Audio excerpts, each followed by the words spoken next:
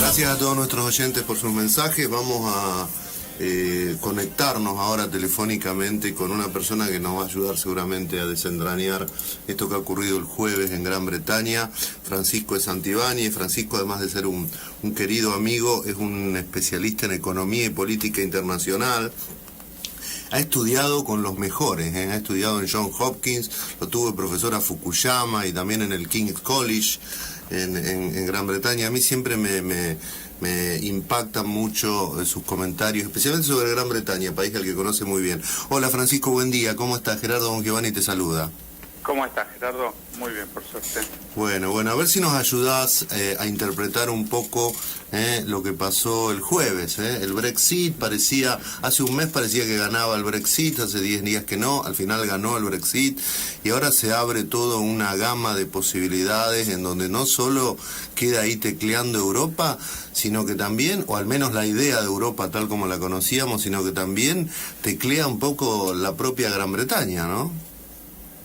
Sí, coincido. Creo que si querés, la primera víctima de este proceso es la propia Gran Bretaña, que seguramente va a pagar un costo económico bastante alto, y hay un costo económico adicional que es la incertidumbre que esto genera, ¿no? Porque es un proceso que no está muy claro cómo va a seguir, y eso es algo que a los mercados financieros les molesta mucho, como vimos estos últimos días.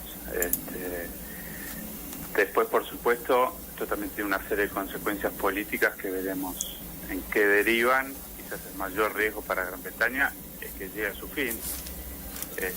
Probablemente vayamos a tener un referéndum en Escocia y termine ganando la posición independentista. Así que sin lugar a dudas hay una serie de desafíos muy importantes y no está claro cuáles van a ser los próximos pasos.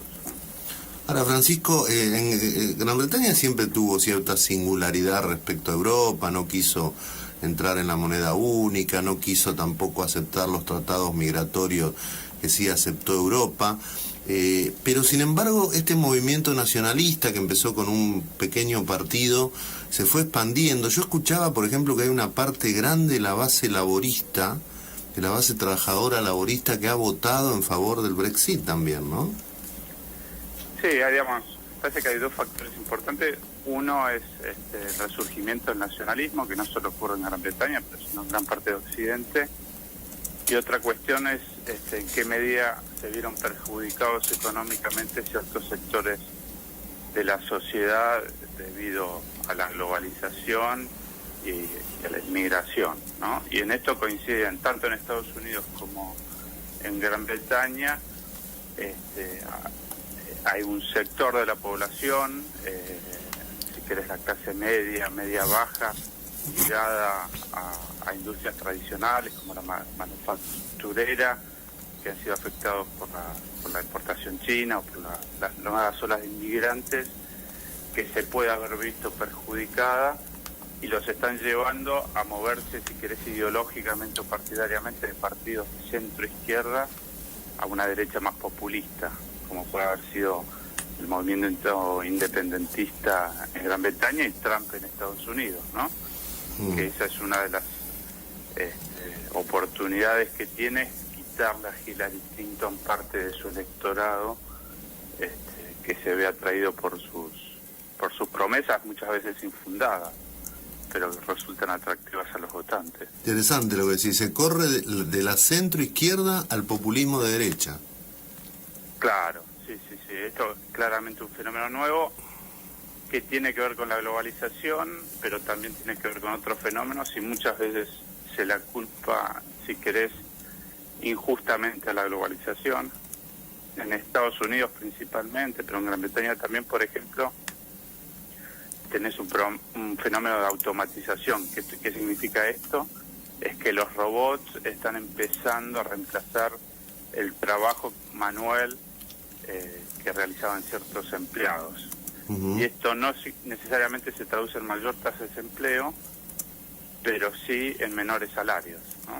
Que es lo que está pasando en Estados Unidos, que la tasa de desempleo no es alta, pero el ingreso promedio de la población se ha detenido, ¿no? Está igual que en los últimos años, y esto genera ese malestar que vemos tanto en Europa como en Estados Unidos. Ahora, Gran Bretaña es la segunda o tercera potencia económica de Europa, pero es la primer potencia, creo yo, corregime si no fuera el caso, en términos geopolíticos y militares.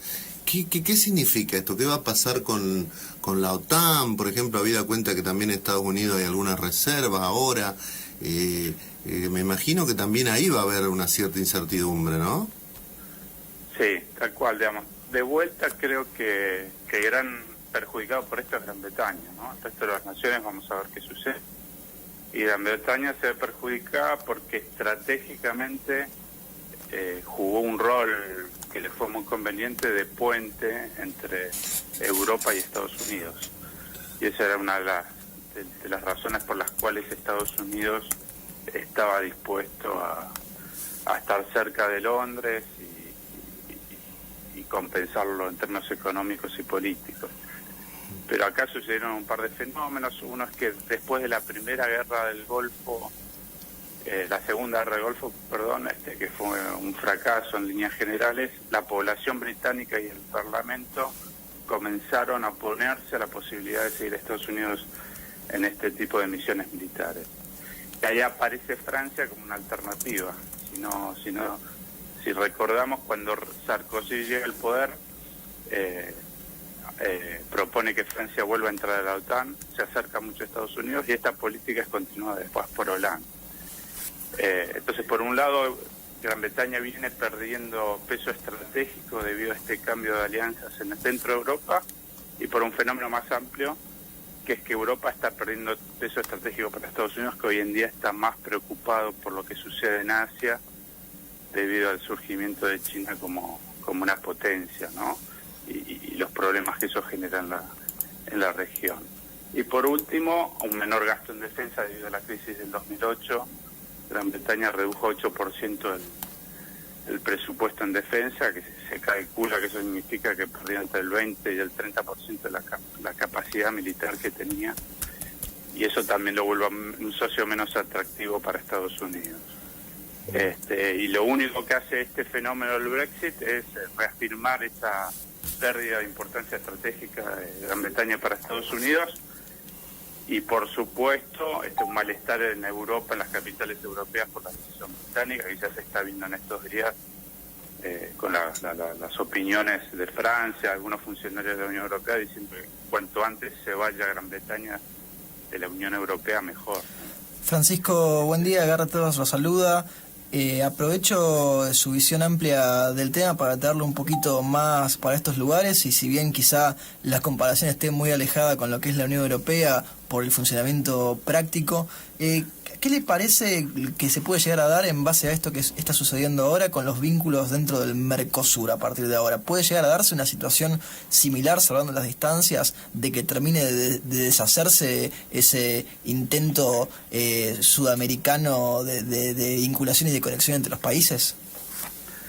Sí, a pesar de las distancias hay una similitud muy fuerte que nos hace pensar que puede haber algún efecto. Y esa similitud es que el modelo de integración de la Unión Europea y del Mercosur es similar, ¿no?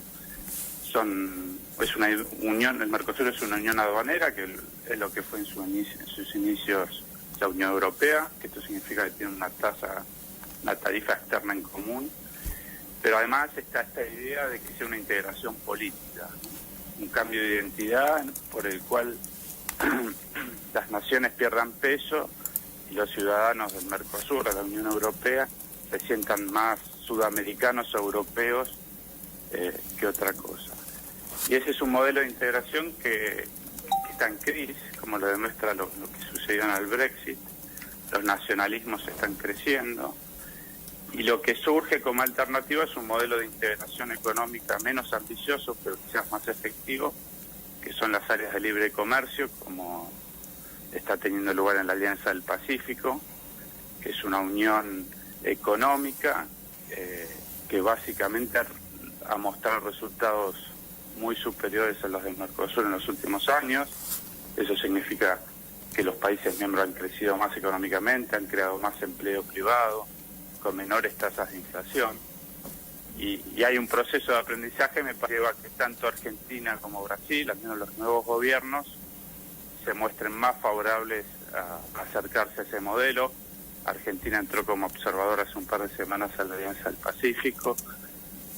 Brasil está dando señales, más allá del gobierno actual, sino da la impresión que es un nuevo consenso que está surgiendo en Brasil de la necesidad de abrir la economía y ganar productividad, porque lo que ha ocurrido en estos últimos 10, 15 años es que los países del Mercosur nos quedamos afuera de un sistema de tratados de libre comercio que nos hizo perder competitividad y empeorar la calidad de vida de los argentinos, de los brasileros, que es la cuestión de fondo, ¿no? Y esto me parece que lo del Brexit lo único que hace es reafirmar esta necesidad de buscar modelos alternativos de integración. Muy bien, Francisco, muchísimas gracias. Hay que decir que Francisco de Santibáñez acaba de publicar un libro que se llama La Argentina y el Mundo, claves para una integración exitosa. Si quiere lo vamos a presentar muy prontito en Rosario, así que te esperamos, Francisco. Bueno, muchas gracias, Gerardo. Que tengas buen fin de semana, un abrazo.